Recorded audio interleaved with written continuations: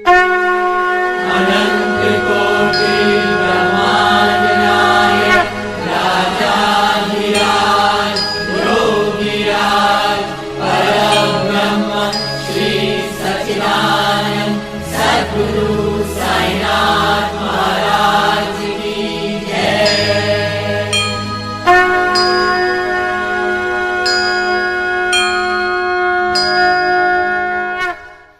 ओम श्री साईनाथाय नमः।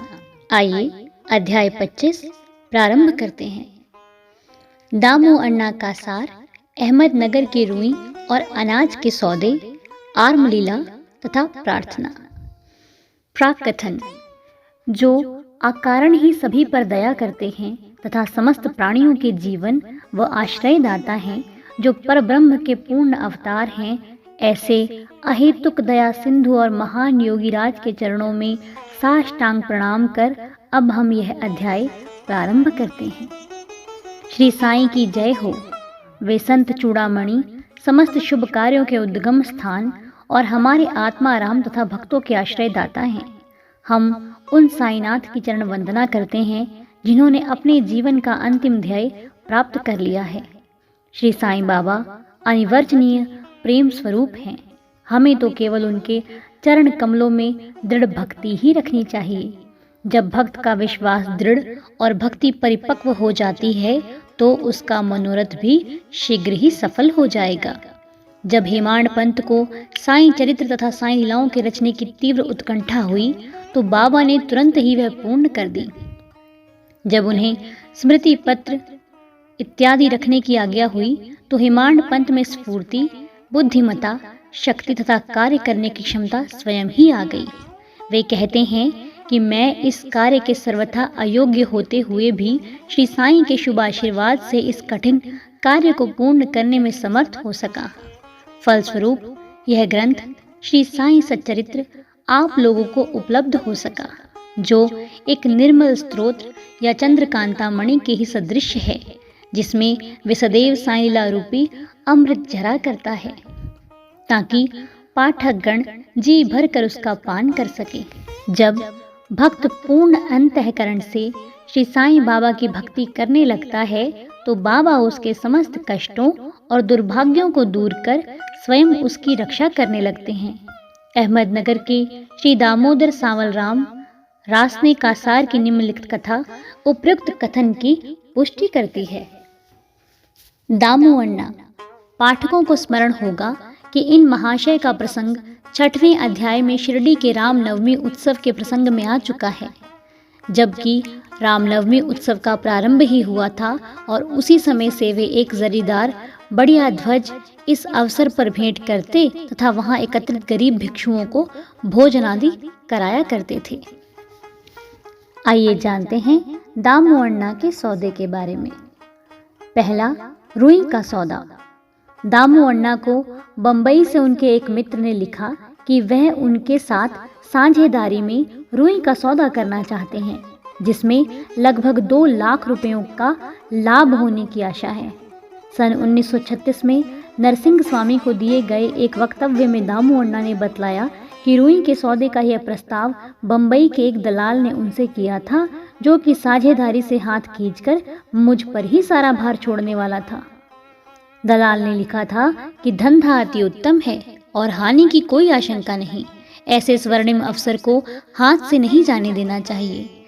दामू अन्ना के मन में नाना प्रकार के संकल्प विकल्प उठ रहे थे, परंतु स्वयं कोई निर्णय करने का साहस वे न कर सके। उन्होंने इस विषय में कुछ विचार तो अवश्य कर लिया, परंतु बाबा के भक्त होने के कारण पूर्ण विवरण सहित एक पत्र श्यामा को लिख भेजा, जिसमें बाबा से परामर्श प्राप्त करने की प्रार्थना की थी।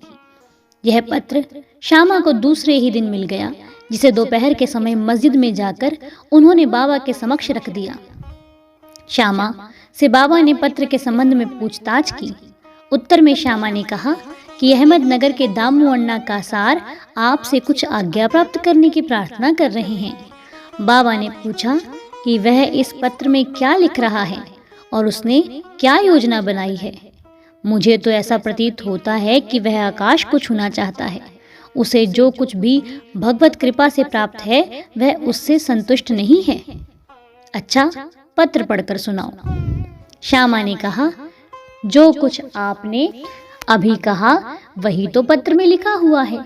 हे देवा, आप यहाँ शांत और स्थिर बैठे रहकर भी भक्तों को उद्विग्न कर देते हैं, और जब वे अशांत हो जाते हैं तो आप उन्हें आकर्षित कर किसी को प्रत्यक्ष तो किसी को पत्रों द्वारा यहाँ खींच लेते हैं।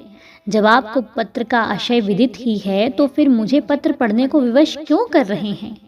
बाबा कहने लगे कि श्यामा, तुम तो पत्र पढ़ो, मैं तो ऐसे ही अनाप शनाप बकता हूँ, मुझ पर कौन विश्वास करता है।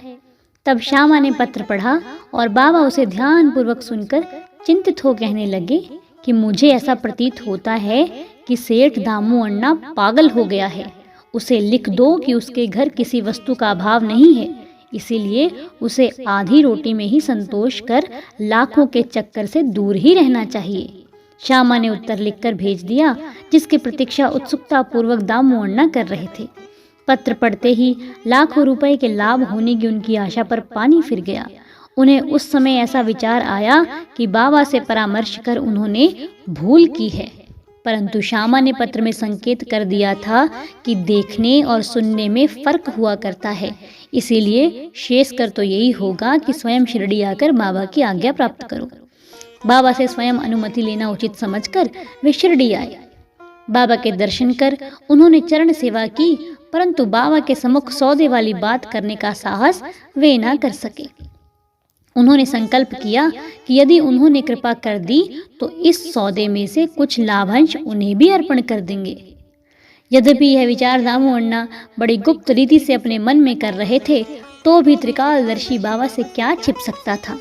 बालक तो मिष्ठान मांगता है, परंतु उसकी माँ तो उसे कड़वी औषधि ही देती है, क्योंकि मिठाई स्वास्थ्य के लिए हानिकारक होती है, और इस कारण वह बालक के कल्याणार्थ उसे समझा बुझाकर कड़वी औषधि पिला दिया करती है।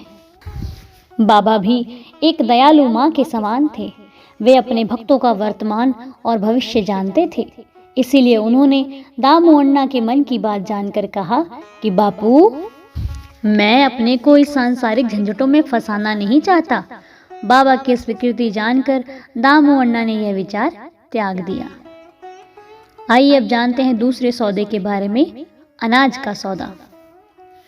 तब उन्होंने अनाज, गेहूं, चावल आदि अन्य वस्तुओं का धंधा आरंभ करने का विचार किया। बाबा ने इस विचार को भी समझकर उनसे कहा कि तुम रुपए का 5 सेर खरीदोगे और 7 सेर को बेचोगे। इसीलिए उन्हें इस धंधे का भी विचार त्यागना पड़ा। कुछ समय तक तो अनाजों का भाव चढ़ता ही गया और ऐसा प्रतीत होने लगा कि संभव है कि बाबा की भविष्यवाणी असत्य निकले। परंतु 2-1 मास के पश्चात ही सब स्थानों में पर्याप्त वृष्टि हुई, जिसके फलस्वरूप भाव अचानक ही गिर गए और जिन लोगों ने अनाज संग्रह कर लिया था उन्हें यथेष्ट हानि उठानी पड़ी। पर दामू अण्णा इस विपत्ति से बच गए। यह कहना व्यर्थ ना होगा कि रुई का सौदा जो कि उस दलाल ने अन्य व्यापारियों की साझेदारी में किया था, उसमें उसे अधिक हानि हुई। बाबा ने उन्हें बड़ी विपत्तियों से बचा लिया। यह देखकर दामू अण्णा का साईं चरणों में विश्वास दृढ़ हो गया और वे जीवन पर्यंत बाबा के सच्चे भक्त बने रहे। आर्मलीला। एक बार गोवा के एक मामलतदार ने, जिनका नाम राले था, लगभग 300 आमों का एक पार्सल श्यामा के नाम शिरडी भेजा। पार्सल खोलने पर प्राय सभी आम अच्छे निकले। भक्तों में इनके वितरण का कार्य श्यामा को सौंपा गया।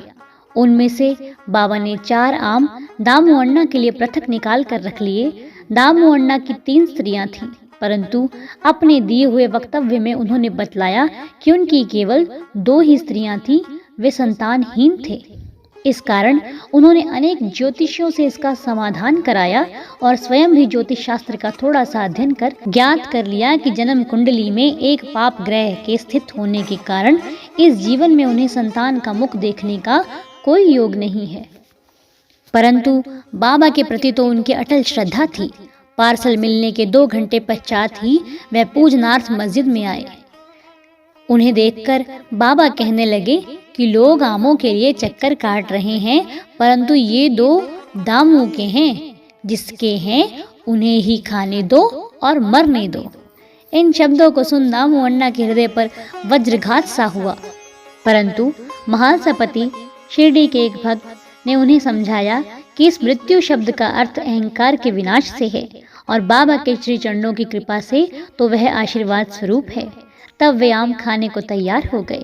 इस पर बाबा ने कहा कि वे तुम ना खाओ, उन्हें अपनी छोटी स्त्री को खाने दो। इन आमों के प्रभाव से उसे 4 पुत्र और 4 पुत्रियां उत्पन्न होंगी। यह आज्ञा शिरोधार्य कर उन्होंने वे आम ले जाकर अपनी छोटी स्त्री को दे दिए। धन्य है श्री साईं बाबा की लीला, जिन्होंने भाग्य विधान पलटकर उन्हें संतान सुख दिया। बाबा की स्वेच्छा से दिए हुए वचन सत्य हुए, ज्योतिषियों के नहीं। बाबा के जीवन काल में उनके शब्दों ने लोगों में अधिक विश्वास और महिमा स्थापित की, परंतु महान आश्चर्य है कि उनके समाधिस्थ होने के उपरांत भी उनका प्रभाव पूर्वतः ही है। बाबा ने कहा कि मुझ पर पूर्ण विश्वास रखो, यद्यपि मैं देह त्याग भी कर दूंगा, परंतु फिर भी मेरी अस्थियां आशा और विश्वास का संचार करती रहेंगी। केवल मैं ही नहीं, मेरी समाधि भी वार्तालाप करेगी, चलेगी, फिरेगी और उन्हें आशा का संदेश पहुंचाती रहेगी। जो अनन्य भाव से मेरे शरणागत होंगे, निराश ना होना कि मैं तुमसे विदा हो जाऊंगा। तुम सदैव मेरी अस्थियों को भक्तों के कल्याणार्थ चिंतित ही पाओगे। यदि मेरा निरंतर स्मरण और मुझ पर दृढ़ विश्वास रखोगे तो तुम्हें अधिक लाभ होगा। आइए अब प्रार्थना करते हैं।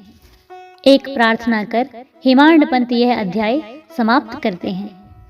हे साईं सद्गुरु, हमारी आपसे प्रार्थना है कि आपके अभय चरणों की हमें कभी विस्मृति ना हो। आपके श्री चरण कभी भी हमारी दृष्टि से ओझल ना हो। हम इस जन्म मरण के चक्र से इस संसार में अधिक दुखी हैं। अब दया कर इस चक्र से हमारा शीघ्र उद्धार कर दो। हमारी इंद्रियां जो विषय पदार्थों की ओर आकर्षित हो रही हैं, उनकी बाह्य प्रवृत्ति से रक्षा कर उन्हें अंतर्मुखी बनाकर हमें आत्मदर्शन के योग्य बना दो।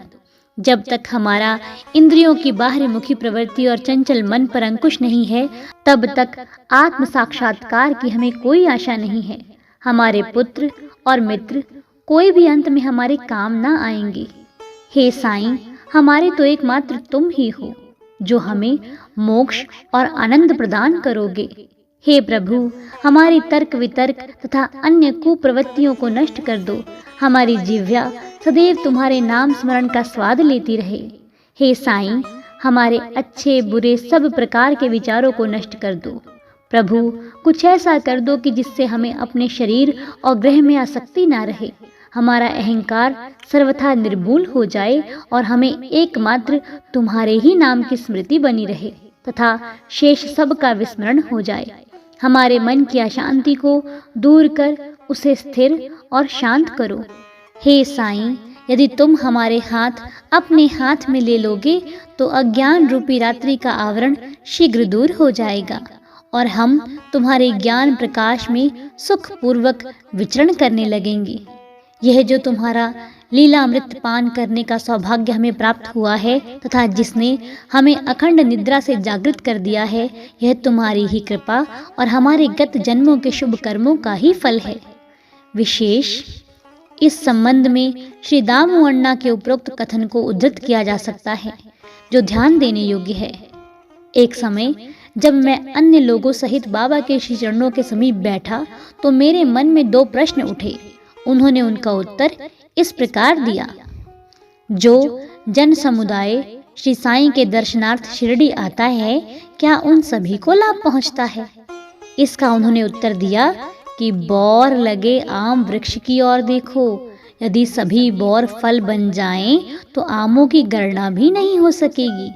परंतु क्या ऐसा होता है? बहुत से बौर झरकर गिर जाते हैं। कुछ फले और बढ़े भी तो आंधी के झकोरों से गिरकर नष्ट हो जाते हैं और उनमें से कुछ ही शेष रह जाते हैं। दूसरा प्रश्न मेरे स्वयं के विषय में था। यदि बाबा ने निर्वाण ले लिया तो मैं बिल्कुल ही निराश्रित हो जाऊंगा, तब मेरा क्या होगा?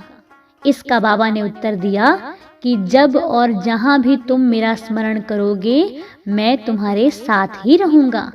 इन वचनों को उन्होंने सन 1918 के पूर्व भी निभाया और सन 1918 के पश्चात आज भी निभा रहे हैं। वे अभी भी मेरे ही साथ रहकर मेरा पथ प्रदर्शन कर रहे हैं। यह घटना लगभग सन 1910 तथा 11 की है। उसी समय मेरा भाई मुझसे पृथक हुआ और मेरी बहन की मृत्यु हो गई। मेरे घर में चोरी हुई और पुलिस जांच पड़ताल कर रही थी। इन्हीं सब घटनाओं ने मुझे पागल सा बना दिया था। मेरी बहन का स्वर्गवास होने के कारण मेरे दुख का पारावार न रहा और जब मैं बाबा की शरण में गया तो उन्होंने अपने मधुर उपदेशों से मुझे सांत्वना देकर अप्पा कुलकर्णी के घर पूरन पोली खिलाई तथा मेरे मस्तक पर चंदन लगाया। जब मेरे घर चोरी हुई और मेरे ही एक 30 वर्षीय मित्र ने मेरी स्त्री के गहनों का संदूक, जिसमें मंगलसूत्र और नथ आदि थे, चुरा लिए, तब मैंने बाबा के चित्र के समक्ष रुदन किया और उसके दूसरे ही दिन वह व्यक्ति स्वयं गहनों का संदूक मुझे लौटाकर क्षमा प्रार्थना करने लगा। श्री सद्गुरु साईनाथार्पणमस्तु। शुभम भवतु। अध्याय 25 संपूर्ण। ओम श्री साईनाथाय नमः।